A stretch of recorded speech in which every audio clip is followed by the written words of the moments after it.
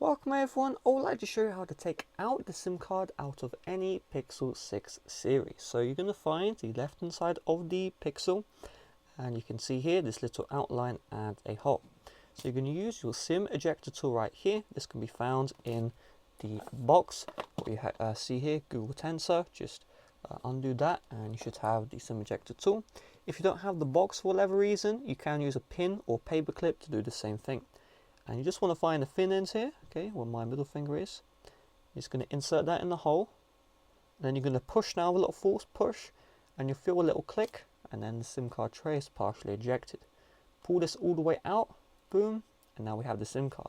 So you want to be on a flat surface like a table, because we just want to slightly tap, okay, against the table.